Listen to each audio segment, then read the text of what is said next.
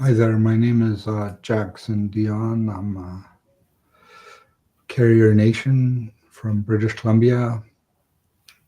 Uh, I'm the executive director for the Indigenous Wellness Training Society, and I'd like to thank the National 60 Scoop Foundation, Healing Foundation, for granting us the ability to conduct these interviews and regarding the 60 Scoop, which is a series of governmental policies that led to a large number, about 20,000 children being uh, taken from in Canada, being removed from their families, placed in non-Indigenous care. And so here today we have Lydia, and I was just asking, seeing if you could introduce yourself. Yes, my name is Lidia Tiglavina. I was born and raised in Nain, Labrador, Newfoundland and Labrador. And I am a 60 scoop survivor. Uh, I ended up out in St. John's back in 1981. Uh, and then I was sent back home in 1983. During 1981, in the summer of July 1981, uh, I was taken by the welfare system, and I didn't know what was going on with me. I didn't understand like the judicial system, and apparently I ended up as a juvenile delinquent. Mm, I didn't know nothing about the justice system either. And uh, July of 1981, when the welfare worker took me, she took me from the uh, ferry that's going back and forth to Goose Bay from Nain. And I had paid my way, and after she took me, I didn't know what was happening with me, and why I was being like some sort of being taken from my family, and she didn't let me know why I was being taken, and I felt like I didn't have grounds to say anything or do anything. She just took me and got me a hotel room with her in Nain, and next day I was brought to St. John's Girls Home, which is St. John's Pleasant Wells Girls Home. And when I ended up there,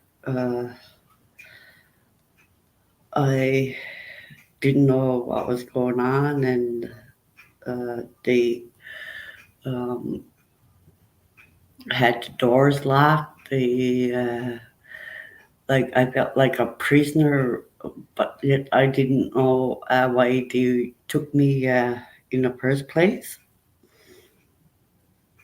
During the time I stayed there for like 5 months at the St. John's Girls Home, I felt like that I didn't belong there, that my uh, culture and traditional ways were taken away as soon as I stepped somewhere else, like in St. John's Girls Home, because I didn't know anything about like the city at the time. And during the time that I have been there for the 5 months, I like felt like I was uh, I don't know how to explain it. Like I just wanted to be with my family, and uh, I felt that some staff uh, uh, like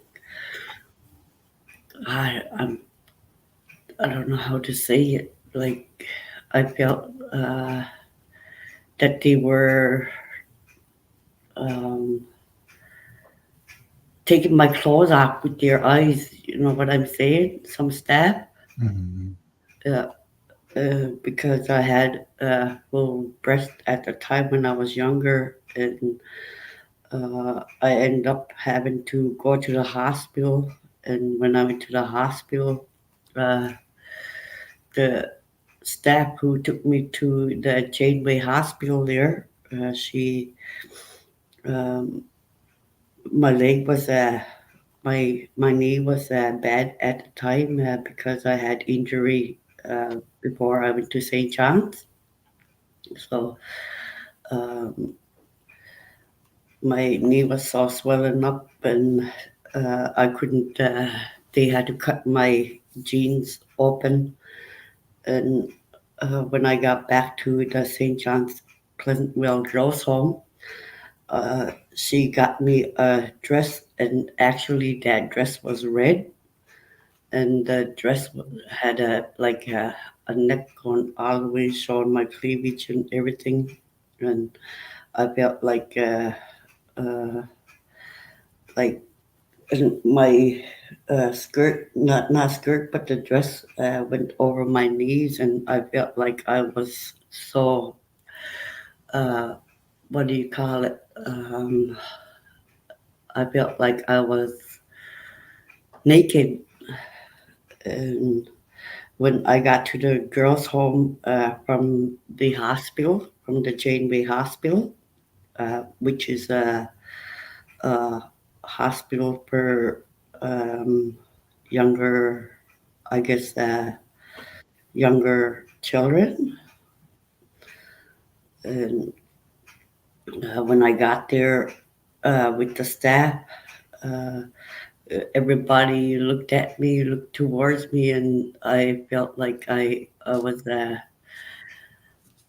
exposed so much that I wanted to cover up. And throughout the whole day, I had to wear that dress because we weren't allowed to go upstairs until bedtime, and I felt really exposed. And there was a gym teacher there as well, and that gym teacher, she would look at me like with those eyes that she was undressing me like with her eyes. And uh, a man there, he was a staff as well. um, he happened to I told him that I'm going to go to Goose Bay, to the Labrador group home in Happy Valley, Goose Bay, Newfoundland, Labrador. I told him I'm going to Goose Bay tomorrow, and he happened to come in the room, kick my friend out of the room, and he asked to kiss me, and I didn't know what to do, so uh, I kissed him anyway, like reluctantly. I didn't really want to kiss him, but I kissed him anyway. And I come to Goose Bay about 3 months later. There was a guy there. He was also one of the juvenile delinquents staying at the group home, Labrador group home. Uh, he happened to come to my bed, and he was trying to fondle me, and I said, "No, don't do that." And uh, that's when I realized that, like, oh my God, there's so many um, problems with the people that, like, uh, it feels like they're undressing you. And so, while I was there, um, I didn't really feel comfortable around him because he, like, tried constantly to come to my bed, and I told him, no, I don't want to do this. Uh, uh, but he gave up afterwards. But those things are still happening, I believe, and there should be an end to it somehow. Yeah. So yeah, I was like I was part of the 60 scoop. I think I was adopted out at 3 weeks old, so I don't Mm. have any memories before the scoop. Do you have any memories before being involved in the 60 scoop? Uh, yeah, I do. I've also had experience with when I was about like from 10 years old to at least 12 years old. I start experiencing that like some men like well a man when my parents and I and my other siblings were gone to a fishing camp. There were some other people at the fishing camp as well in the same household. And while I was there, that was before um, I ended up in St. John's Girls Home. So that would have been like late 70s that I got sexually molested by a man there, and I can't remember if I had a checkup for any disease or anything. But I remember I had something like really uh, pussy that was in between my leg and like around my groin. And I can't remember if I went to the hospital for that or not. And uh, after that incident, he come to my bed that he had sexually assaulted me. And so I wanted to go home after that happened, so I ended up going home. And I come to find out about, like, not too very long ago, that my sister had also been sexually molested by him as well after I left the fishing camp. And another incident happened there. Uh, I went to visit my friend. And while I was visiting my friend, I got tired, so she asked me to uh, sleep with her. And so this was a summertime. So I went to sleep with her. And then next thing you know, a man came about and everybody was asleep. He came about to the bed. And when he came to the bed, he just started sexually fondling me, and he didn't insert or anything. He just stayed between my legs until there was some uncomfortable feeling down below, and I didn't know what that was. And I come to realize that I was sexually molested, and when I told my mom, she didn't believe me, and she said that I was making it up. And this was the first incident that ever happened to me, like being sexually molested at that young age, between 10 and 12 years old.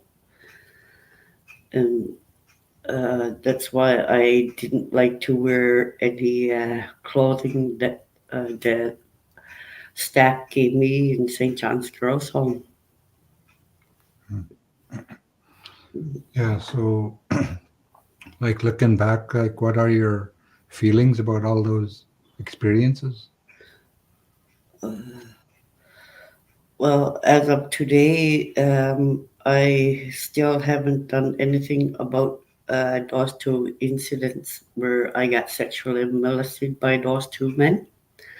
One is doing time for sexually molesting children, and one is still free in name, and what I feel is that I think something like this, what I'm doing, or letting people know that um, uh, this can stop, and there has to be a way to stop the sexual assault or sexually molesting children.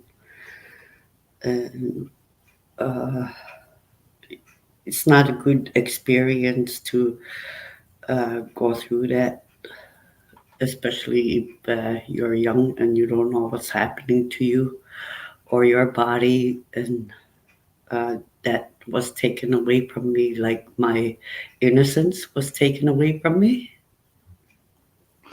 Uh, So, what impact has that had on you, like your identity or personal cultural identity?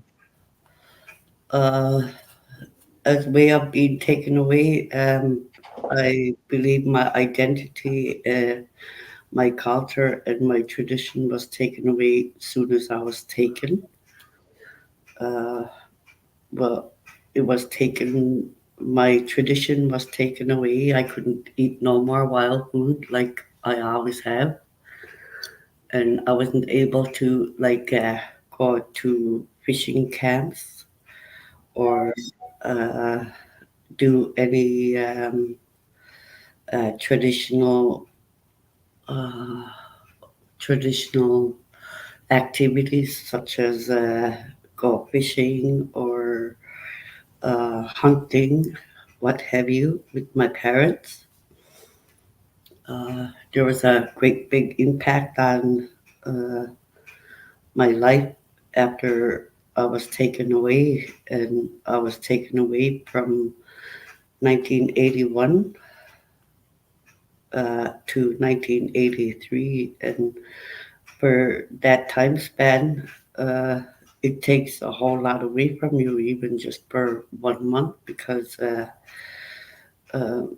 now I don't even feel like that I want to be in a remote area, because being in a remote area, uh, you can't always get things anymore like that you need, or the food today is expensive, and you need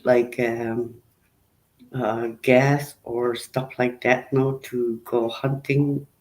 When hunting and fishing was uh, like a tradition, but it was, I guess, less expensive. Hmm. Yeah. Yeah.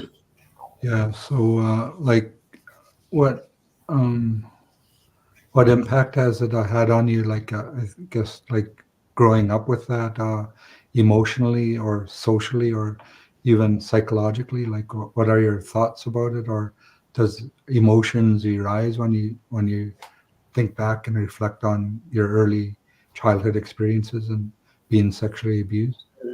When I look back on it, I feel like I'm starting to get shaky now, because not too often I talk about what happened to me. Uh, those two incidents that I told you about, the impact that he had on me, I seem to like take it like normally, because my mom said that you're making it up, and so I assume that might have happened to her as well. Mm. And so I tried to stay strong for her, because I believed what my mama had taught me. And right now I'd be like, I need to cry and let it out, because that might have happened to my mom as well. Uh, and so there were so many wrongs happening back then, and there still is. And um, but I had to go through going back right now. I'd be on the phone with my family and tell them I want to come home. I didn't like it in St. John's. And whatsoever, I still don't like it today. Uh, it's very complicated to like talk about. Uh, is maybe I do need to talk to somebody about the situation. Yeah, that's what we encourage people to do. Yeah, it's I know I've conducted several interviews, and like you could see there is pain, in all that upbringing, and like some people went through quite a bit of stuff, and I think it was not really necessary. It's all through the governmental policies, and like uh, and I mean it's more. Someone said it stems from residential schools because our parents went to residential schools, so they didn't Mhm. know how to talk or trust or feel too. Yeah, So I think because of that, and then it's left up to us to kind of like feel their emotions almost. And I did hear too that it is difficult when parents deny that abuse is happening. yeah. To yeah, Mhm. When I told her, she got mad at me, and the way she said in my mother's tongue language, she told me that I'm making it up and that it's not true. yeah, And I didn't want to tell her anything anymore after that incident. That was the first incident, the one that's in jail now for molesting children, and he's doing time there. Like um, he got no time that he'll be released, so he'll be there for rest of his life, I guess. mm, yeah, Mm, yeah. That's so yeah. Have you taken? You mentioned you didn't take any steps towards healing. Like this is no, really no, I haven't. yeah. I just keep walking around today, up to date. Still, that is on my mind every now and then. Like, what can I do? Can I talk about it? Or uh, maybe my past need to be brought up again so that way I can heal. Mm. Yeah, yeah. I would encourage. I think it does. If you could find a counselor or somebody, Yeah, just to who, yeah, is there for you. I think, and they'll listen to you, and they will believe you, yeah, and yeah, they'll mm, support you, and they'll be able to make referrals as well if you need further healing. yeah, Yeah. On our website, there on the 60 Scoop page, there's some resources down uh, at the very bottom. yeah, Then there's some numbers there to call and reach out to. Yeah, I would encourage.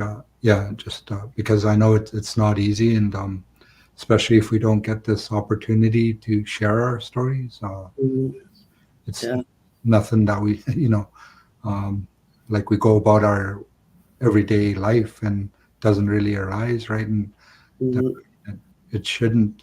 Um, so there are areas that you can, like, in a sense, therapeutically discuss.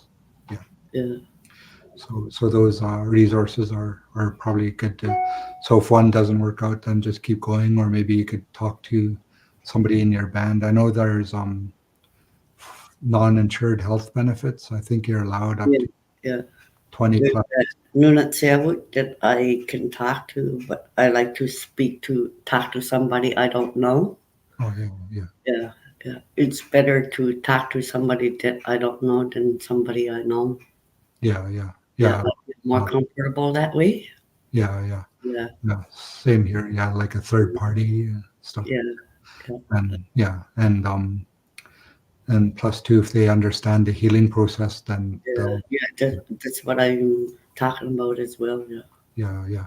Mm, Yeah. So, yeah, I would encourage you to, yeah, reach out there. And so I know, like, so, uh, where are you at in your current life? Like, your with your family, work, or community?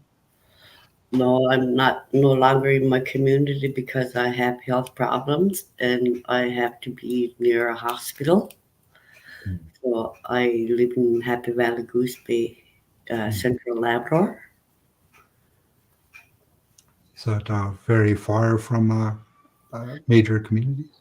My community is the farthest community on the North Coast, which is the largest community as well.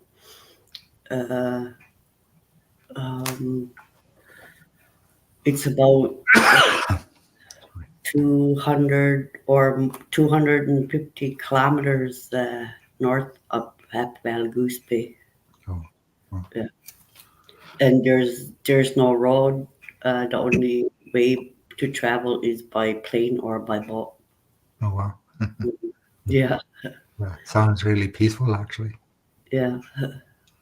Mm, yeah, yeah, yeah. I don't know if there's anything you wanted the community to know about the 60 scoop in general or any specific. Yeah.